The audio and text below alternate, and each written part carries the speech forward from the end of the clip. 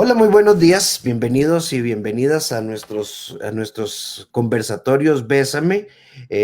Como les he venido contando, pues este es un proyecto que ha nacido con la idea de generar conversaciones en aras de promover la salud emocional, de promover una conexión emocional positiva, una conexión emocional constructiva con la vida, tal y como esta se nos presenta, tal y como la vida nos la pone de frente. Y hoy particularmente tenemos el honor de estar con una persona maravillosa, un autor de una tinta, ¿verdad?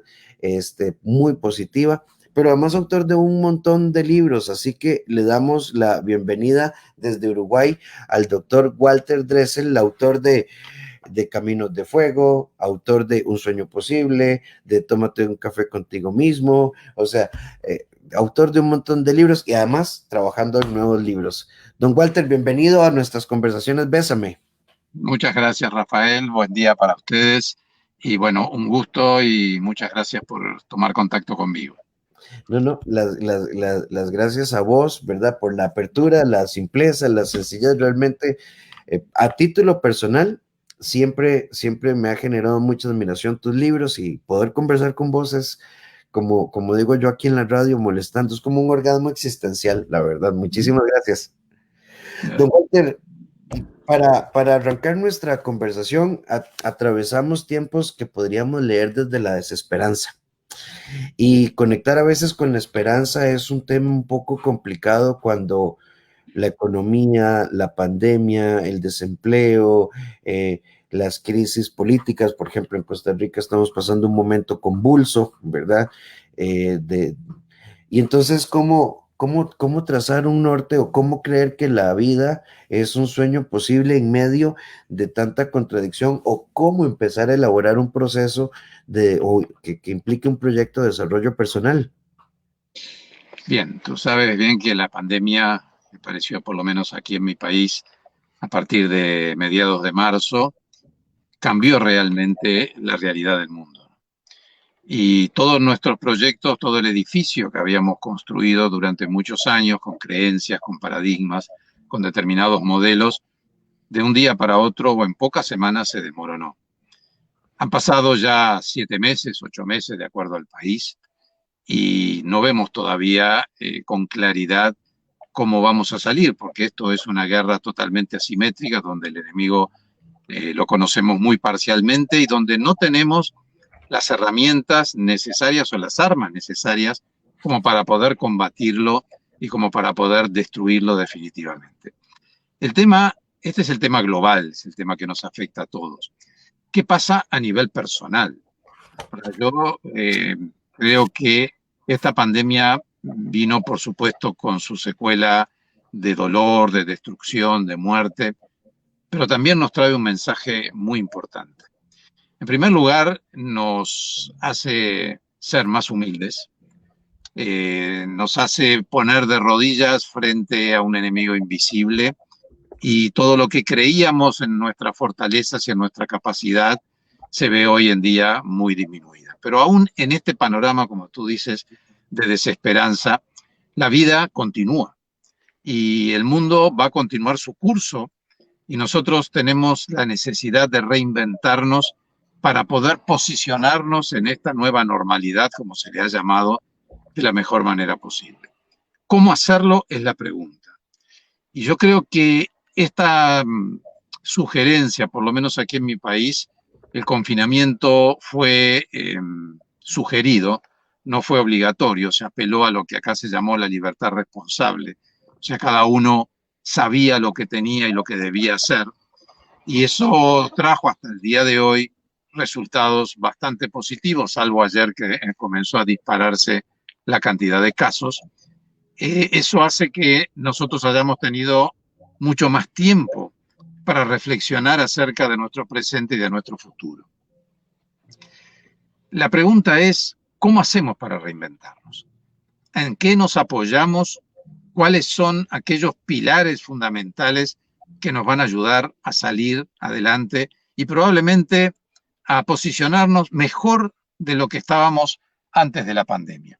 ¿Sabes una cosa? Todos apelamos siempre a nuestra zona de confort. Es lo mejor que nos puede pasar, cuando en realidad es muy probable que lo mejor todavía no haya pasado en nuestra vida. Entonces, yo creo que el primer análisis que debemos hacer es apelar a las fortalezas de nuestro pasado. Es decir, cuáles han sido a lo largo de nuestra vida los mayores éxitos, aquellas circunstancias, aquellas situaciones en las cuales nos vimos fortalecidos porque nos fue bien, y nos fue bien como fruto de dos pilares fundamentales que tiene la autoestima, que son la confianza y el respeto por nosotros mismos. La confianza no en que vamos a ser capaces de hacer todo, porque ningún ser humano es capaz de hacer todo, sino que la confianza en que vamos a hacer el máximo esfuerzo por poder lograr nuestros sueños y por poder alcanzar nuestras metas y nuestros objetivos. Eso nos da un aire muy importante, eso nos da un impulso muy importante, eso nos empuja hacia el logro de nuestros sueños y de nuestras ilusiones. Claro está que cada ser humano es distinto y cada ser humano tiene un nivel de resiliencia diferente sobre una situación en la cual a todos nos pasa lo mismo. Algunos seres humanos adoptan una postura proactiva, es decir, no consideran un tiempo para el lamento ni para la queja, sino que aceptan la realidad tal cual ella es y rápidamente comienzan a buscar alternativas, comienzan a decir, bueno, de aquí tengo que salir, de aquí a un tiempo, ¿y a qué apelo? Tenemos que apelar al potencial que cada ser humano tiene oculto en lo más profundo de su ser. ¿Qué quiero decirte con esto?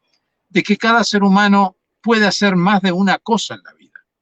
Si tú has elegido la psicología, tú eres un comunicador, tú eres un escritor, yo soy médico, fui médico, estoy retirado ya, también fui comunicador, también soy escritor, y a lo largo del tiempo fui descubriendo que más allá de mi elección central, que fue la medicina y que volvería a elegirla hoy si tuviera 18 años, pude en la madurez de mi vida descubrir que también tenía ciertas aptitudes para otras tareas, como para poder escribir, como para poder contribuir con una herramienta más dentro de muchas a que las personas puedan recuperar la alegría de vivir y puedan encontrar el porqué y el para qué de su vida, el sentido de su vida. Y yo creo que uno de los mensajes que nos trae esta pandemia dentro de esa estela negativa es el reencuentro con nosotros mismos. Es el diálogo interno en el jardín de nuestro corazón para saber cómo somos, qué esperamos de nuestra vida, qué es lo que queremos de nuestra vida y cuál es el compromiso que nosotros asumimos para poder alcanzar nuestros sueños. Claro que ha habido impactos muy duros. Hay personas que han perdido su trabajo, hay personas aquí, por ejemplo, en Uruguay, que están en el seguro social, en el seguro de amparo, acá se llama seguro de paro, pero con una incertidumbre muy grande por no saber si van a recuperar su trabajo o no. Sectores que han sido enormemente golpeados, por ejemplo, sector de la hotelería, de la gastronomía, de los locales de fiestas y de eventos, que están absolutamente prohibidos hoy en día, las fronteras están cerradas. Argentina y Brasil, que son nuestros vecinos naturales, tienen un nivel elevadísimo de contagios y de muertes, por lo cual la frontera está cerrada. Pero bueno, este es el panorama y esta es la realidad. Junto con ese grupo de personas que adopta ese rol proactivo, también están los otros, los cuales han quedado totalmente angustiados e impotentes para poder enfrentar esta situación. Y esas son las personas a las que tenemos que ayudar. Don Walter, precisamente en uno de sus libros, en Un sueño posible, hay un párrafo que a mí particularmente lo tengo marcado y que lo he releído muchas veces. Si el proyecto es nuestro, si es la consecuencia del respeto profundo por nuestros deseos y necesidades actuales, si queremos de una vez por todas cambiar las coordenadas de nuestra vida, pues entonces deberemos comprender que cada uno es su propia fuente de luz. Las elecciones y las decisiones son personales e intransferibles y debemos llevarlas adelante sintiendo en lo más profundo de nuestro ser que somos y seremos siempre los únicos agentes causales de nuestros éxitos y de nuestros fracasos. Pero lo cierto es que con mucha regularidad los vientos que vienen de fuera nos generan una oscuridad profunda en los que uno dice, ¿cómo encuentro mi luz? Claro, cuando yo escribí este libro, Un sueño posible, esto fue en el año 2004, salíamos aquí en el cono sur de una crisis socioeconómica muy profunda que había comenzado en Brasil, que luego se extendió a la Argentina y luego vino al Uruguay. Y por supuesto no existía la pandemia. Es decir, que más allá de que en realidad somos sí los agentes de aquello que nos sucede, factores externos, como en este caso de la pandemia, inciden directamente, inciden negativamente. Pero aún así, yo tengo la concepción, y esto me lo enseñó la medicina, de que el ser humano siempre es mucho más de aquello que le sucede.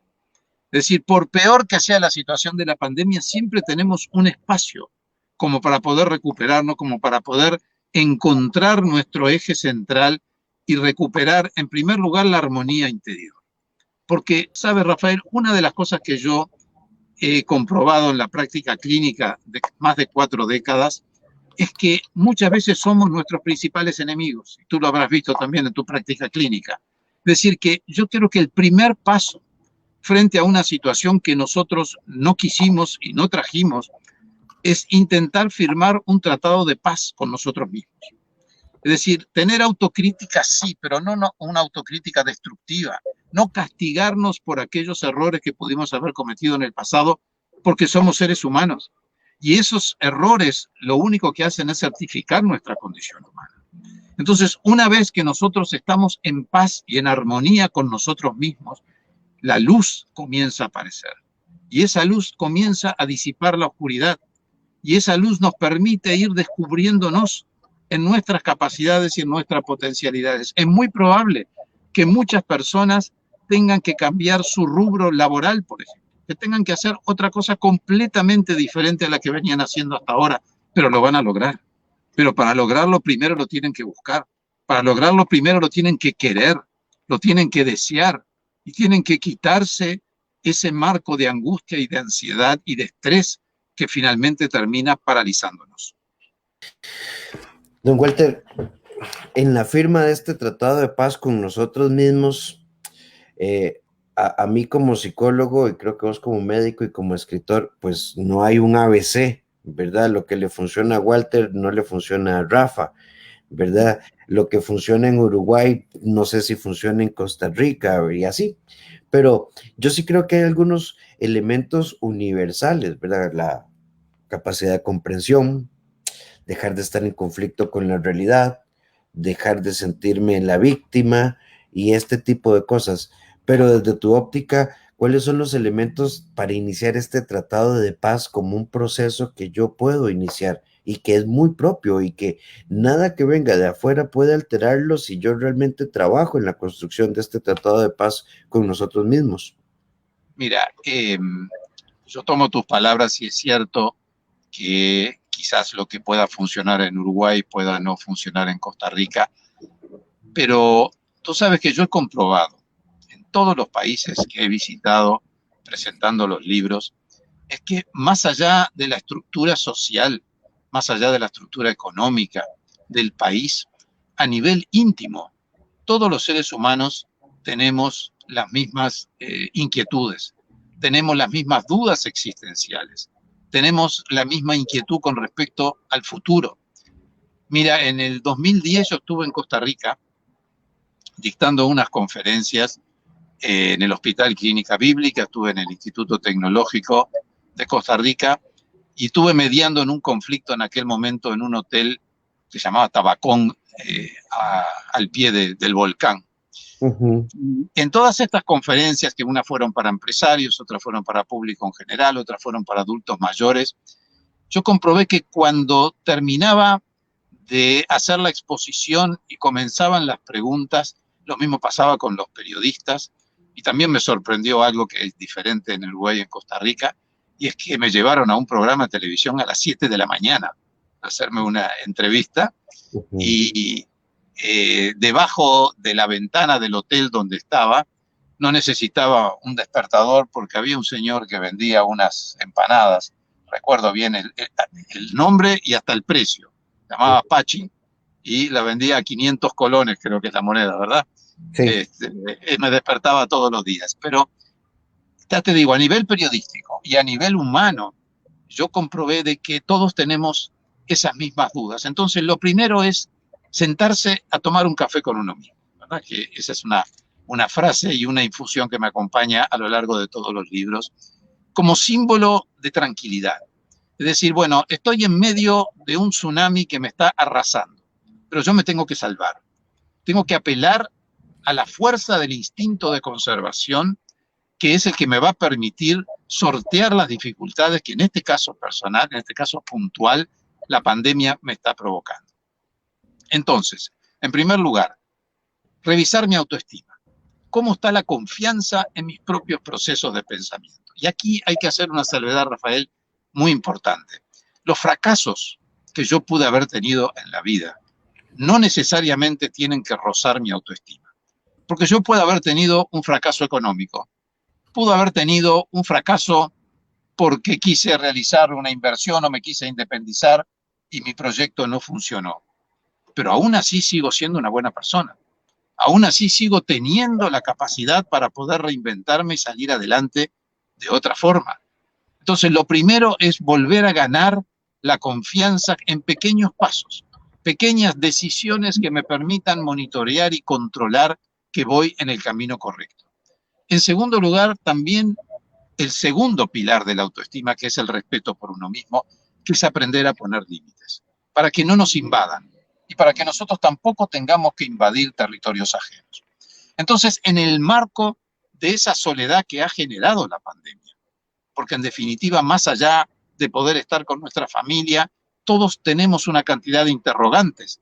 Si me voy a contagiar, y sobre todo los que estamos en esta etapa de adultos mayores, tenemos todavía mayores preguntas porque tenemos todos ciertas patologías que nos condicionan. Y entonces nos preguntamos, si me voy a contagiar, ¿cuál será la evolución? ¿Voy a superarla o no voy a superarla? Pero como no podemos hacer futurología, tenemos que vivir el hoy.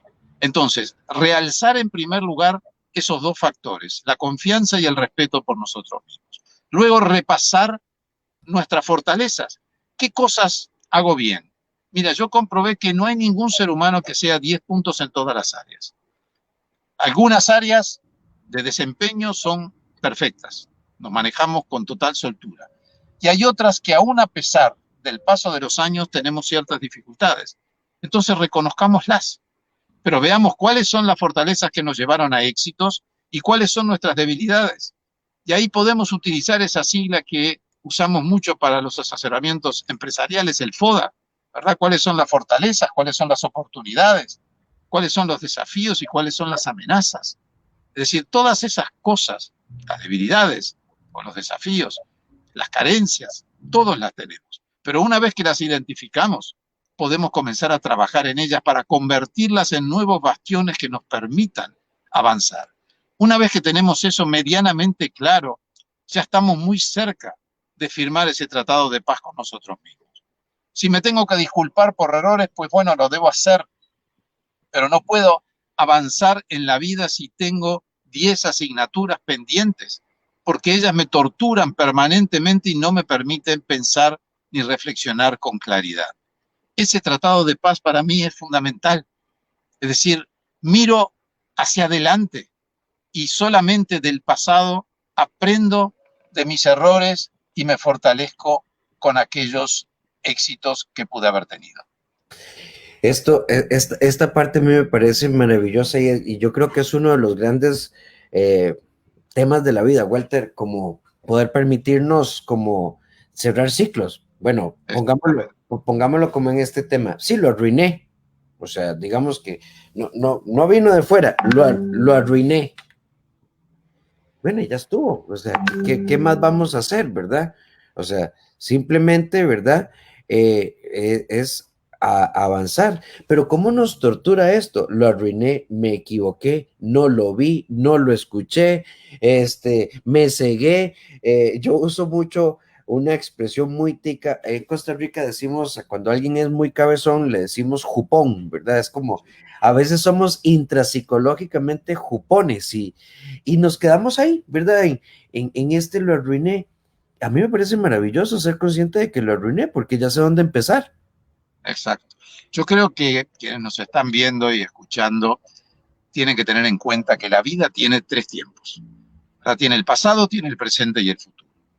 El pasado es lo que escribimos nuestra historia personal. En ella hay alegrías, hay tristezas, hay sonrisas, hay lágrimas, hay éxitos y hay fracasos. El presente es esto que estamos haciendo tú y yo ahora. Pero cuando terminemos esta charla, ya va a formar parte del pasado. Entonces, los dos tiempos de la vida fundamentales son el presente y el futuro. Y no hay que temerle al futuro, porque es un tiempo, es como que fuera una pizarra blanca. Y nosotros tenemos en nuestra mano un marcador para poder escribir lo que queremos y lo que deseamos para ese futuro. Eso sí depende solamente de nosotros. Entonces, reconocer nuestros errores está bien, pero no para hundirnos cada vez más, sino todo lo contrario, para poner un punto final, como tú decías, para cerrar un ciclo, para cerrar un círculo y poder avanzar. Obviamente que los fracasos nos dejan heridas abiertas en el alma y probablemente alguna de esas heridas puedan continuar sangrando durante bastante tiempo, pero aún así, a la larga, van a terminar cicatrizando. Tú sabes que en cirugía nosotros hablamos, los cirujanos, porque yo no fui cirujano, hablan de dos formas de cerrar las heridas. Una que es la común, que es la de primera intención, cuando los dos bordes de la herida están próximos, y otra que se llama de segunda intención, cuando los bordes de la herida están separados.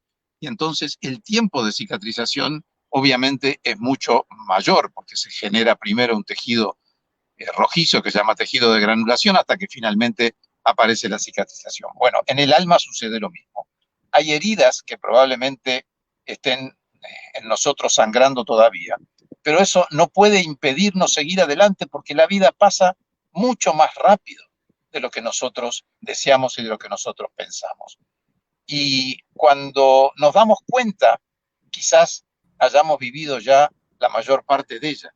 Entonces no dejemos para mañana aquello que hoy es necesario. Cada etapa de la vida tiene que ser vivida en el momento correcto, porque lo que yo necesito a los 30 o a los 40 años, seguramente a los 70 ya no lo voy a necesitar. Ahí voy a tener otras necesidades, otras aspiraciones y otros deseos. De hecho, en este mismo libro, ¿verdad? Que además, para los que estén interesados, este libro se encuentra en Librería Internacional. La literatura de Don Walter Dressel está en Librería Internacional, que son un montón de libros. Pero hay una pregunta en este libro: ¿cómo enfrentar las situaciones conflictivas? Cada vez que nos enfrentamos a una situación conflictiva, y vaya si tenemos oportunidad de estar cara a cara con este tipo de acontecimientos en nuestra vida cotidiana, se torna necesario que dejemos de fluir nuestro dolor frente al problema o los problemas que nos hayan presentado. De este modo adquiriremos el valor necesario para elegir libremente de qué forma deseamos posicionarnos frente al dolor. Que este es otro gran tema, Walter, el dolor en la vida. El dolor puede ser paralizante, el dolor nos puede hacer huidizos, el dolor nos puede hacer esquivos, pero esto de dejar fluir el dolor es un reto al que a veces lo enfrentamos desde el temor y desde la duda. Tú sabes que yo he aprendido mucho sobre el tema del dolor con mis propios pacientes y me sucedía muchas veces cuando una persona fallecía y me llamaban a la casa y cuando abrían la puerta siempre había un familiar que me decía, por favor, dele un tranquilizante o dele una inyección al familiar directo, esposa, esposo, porque está muy mal. Y yo siempre le decía, no, el dolor tiene que fluir, este es el momento de iniciar el duelo y no podemos postergarlo porque eso realmente es totalmente negativo para la persona porque va a arrastrar un dolor por un tiempo absolutamente incierto.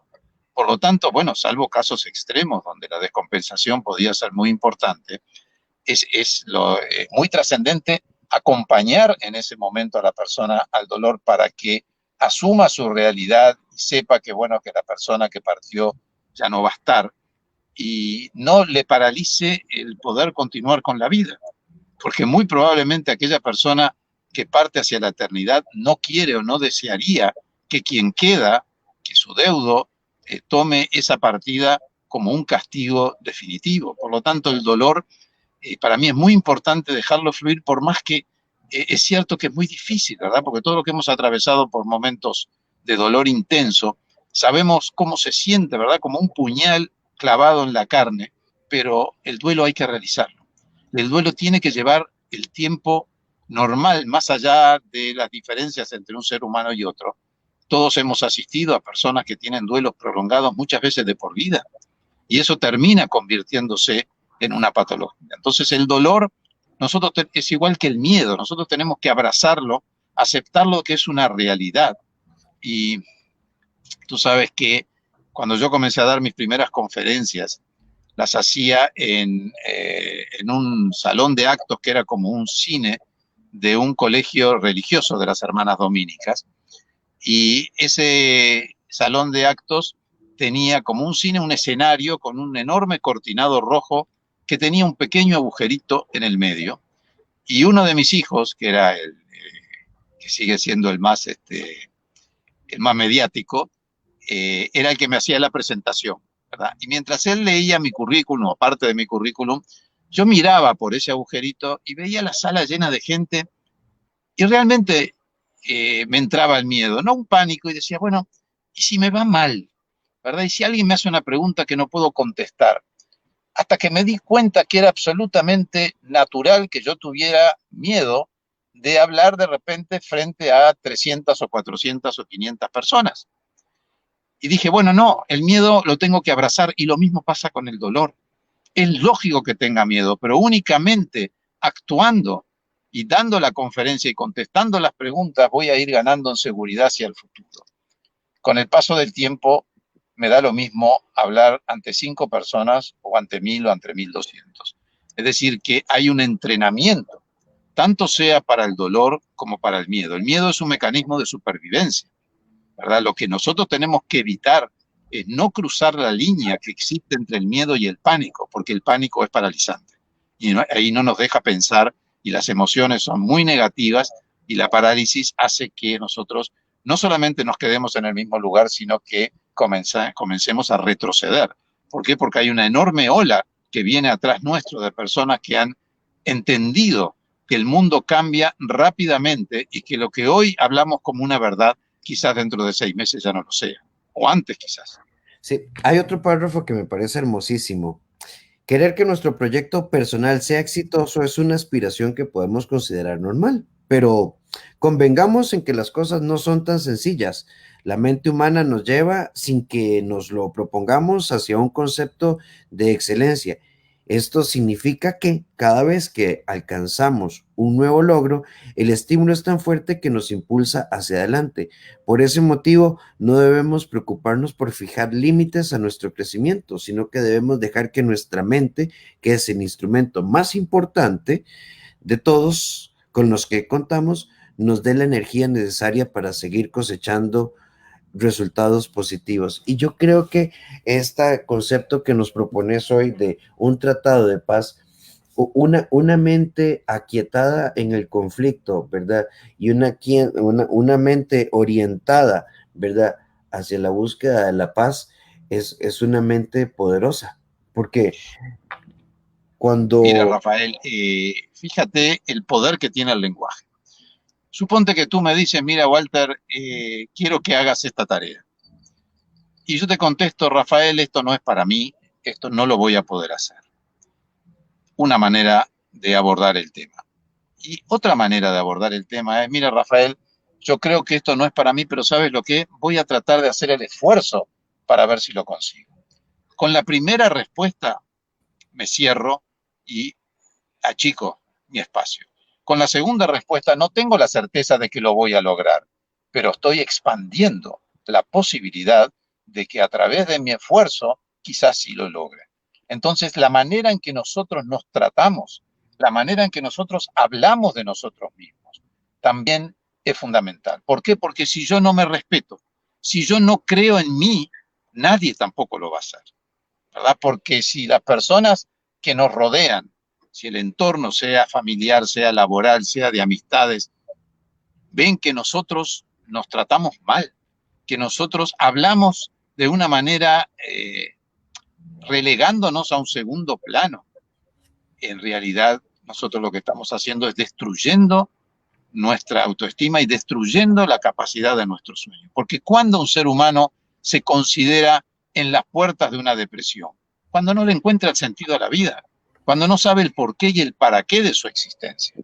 Entonces, quienes estamos en este tema de la comunicación, en este tema de la medicina, de la psicología, tenemos que detectar rápidamente. Mira, aquí el gobierno, cuando comenzó la pandemia, habilitó una línea para apoyo emocional.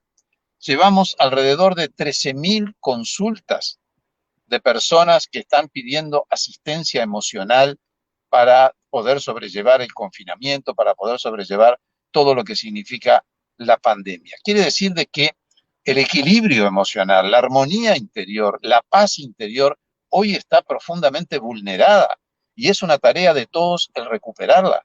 No es solamente de cada uno de nosotros, sino que también aquella persona que sienta que no puede solo, tiene que saber que pedir ayuda no es una vergüenza, ¿verdad? Yo creo que lentamente vamos derribando aquellos mitos. Yo no voy al médico, no voy al psicólogo porque eso es para los locos, eso es para los que están mal. Yo estoy mal, pero no para tanto.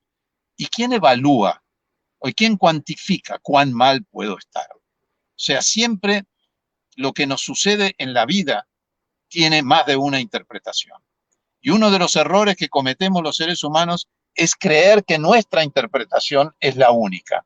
Por eso el valor de hacer una terapia, el valor de pedir ayuda, es que hay un observador objetivo que no está involucrado en nuestra situación, que nos puede decir, mira Walter, mira Rafael, esto que te está pasando no se puede interpretar solamente como tú lo estás haciendo. Mira, hay otra óptica, hay otra manera de evaluar esta situación. Y yo creo que eso tiene hoy en día muchísimo valor.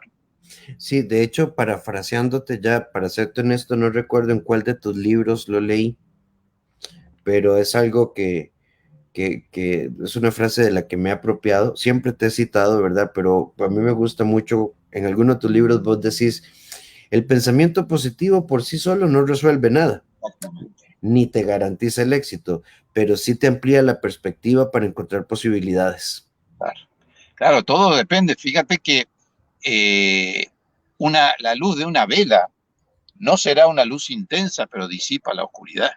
Ujú. Entonces, de alguna manera, el pensamiento positivo, claro que por sí solo, si yo le digo a la persona, bueno, tú levántate cada mañana, sea agradecido, sonríe, que tu vida se va a arreglar, le estoy mintiendo, no es así. Pero sí el pensamiento positivo hace de que uno pueda expandir el pensamiento, decir, bueno, probablemente hoy voy a conseguir avanzar un escalón. Y la vida es como si fuera una ruta. Yo no puedo llegar del kilómetro 1 al kilómetro 50 de golpe. Tengo que recorrer el 1, el 2, el 3, el 4 y así sucesivamente hasta que llego a mi destino final. Y esa tarea es la que nosotros tenemos que hacer. Porque, ¿cuál es la chance? ¿Cuál es la posibilidad? O nos quedamos donde estamos y entonces nos vamos hundiendo cada vez más, o comenzamos lentamente a buscar la alternativa, a buscar dentro de esa oscuridad que sobrevino sobre nuestra vida, ¿dónde está esa tenue luz que nos permite comenzar a avanzar y decirnos, bueno, la vida va a continuar? Será dentro de 1, 2, 3, 4, 5, 6 meses, habrá una nueva normalidad, probablemente por mucho tiempo tengamos que usar una mascarilla, quizás por mucho tiempo no nos podamos abrazar o dar un beso, o sentarnos a tomar un café y conversar como lo hacíamos antes. El ser humano tiene una enorme capacidad de adaptación y flexibilidad frente a cualquier situación. Si no, miremos lo que ha pasado con las guerras, cómo las personas terminan emigrando y cómo terminan reconstruyendo sus vidas. Por suerte nosotros en el continente en gran medida no tenemos esta situación. Costa Rica se parece mucho a su estructura al Uruguay y más allá de la inseguridad y más allá de las situaciones que nos toca vivir en el día a día, creo que todo ser humano tiene que centrarse en la esperanza de poder vivir con dignidad. Será más o será menos, pero lo fundamental es recuperar la dignidad que en este caso la pandemia nos ha hecho en parte perder porque no sabemos cómo cada ser humano con el cual nosotros tomamos contacto es un potencial vector de contagio, ¿verdad? Y por eso la distancia social, y por eso el 1,5 metros, los 2 metros, y por eso los aforos en cada uno de los centros comerciales. Pero bueno, todo esto en algún momento va a pasar. Y esa esperanza es la que el ser humano tiene que tener, basada en realidades, porque ha habido otras pandemias a lo largo de la historia universal y el mundo siguió su curso. Pero sí me parece que tenemos que detenernos a interpretar cuál es el mensaje que esta pandemia nos está enviando. Es un mensaje para que seamos humildes, es un mensaje para que seamos solidarios, es un mensaje para que extendamos nuestra mano a aquel que lo necesita, ¿verdad? ¿Por qué? Porque quizás estemos, por distintos motivos, un paso más adelante que ellos. Entonces, extendamos nuestra mano para que pueda cruzar ese territorio que hasta ahora no pudo descubrir por sí solo. Y lo que tenemos que tener es esa humildad para decir, bueno, yo no soy dueño de la verdad. Existen tantas verdades como seres humanos pueblan el planeta. Por lo tanto, a ver, ¿cuál es tu verdad, Rafael? Quizás la que tú me puedas aportar me enriquezca y de esa manera pueda yo sentir la fuerza necesaria para salir adelante. Don Walter, esto es de estos momentos, ¿verdad? Voy a poner aquí un comentario de Magda que nos va a tapar un poquito, pero dice, gracias Rafael por estos espacios tan llenos de sabiduría y alimento para el alma. Gracias por permitirnos conocer diferentes puntos de vista y su invitado, el señor Walter Dressel, muy sabio en todo lo que es. Primera vez que lo veo, pero ya lo había escuchado en sus en vivos y usted lo nombra con mucho aprecio. O sea, Walter, hoy es de esos días en los que uno quisiera, pero no lo acabas de decir, hay que vivir en el presente, no podemos vivir en la futurología y el tiempo no se puede detener, porque yo podría pasar escuchándote por horas, ¿verdad? Muchas gracias. Y creo que ha sido una experiencia muy enriquecedora. Extiendo, ¿verdad? Tal vez hacia el final del año podamos tener otro encuentro de estos. Mucho gusto. Y agradecerte muchísimo porque quisiera como resaltar la metáfora que nos dibujaste hace un momento. La luz de una vela quizá no sea intensa, pero sí disipa la oscuridad. Y creo que de eso se trata la vida, de no mirar la oscuridad, sino mirar la luz. Y como luz, no sé si es chiquita o es grande, es mirar la luz. Walter Dressel, un placer haber compartido con vos este ratito. Han sido 40 minutos que debieron haber sido eternos. Muchísimas gracias, Rafael, a ti. Un gran saludo para toda tu audiencia y como siempre, solo tienes que mandarme un mensaje y allí estaremos. Muchísimas gracias y te mando un abrazo lleno de verdad, de cariño, de admiración, de respeto y gracias por dejarnos este mensaje que yo creo que muchos lo ocupamos. Un fuerte abrazo, Walter. Muchísimas Igualmente gracias. para tú. Gracias a ti. Muchas gracias. Y a todos ustedes, gracias por conectarse con nosotros y seguiremos con más de estos y ya pues coordinaremos con don Walter para un próximo encuentro. Un abrazo. Un abrazo para ti.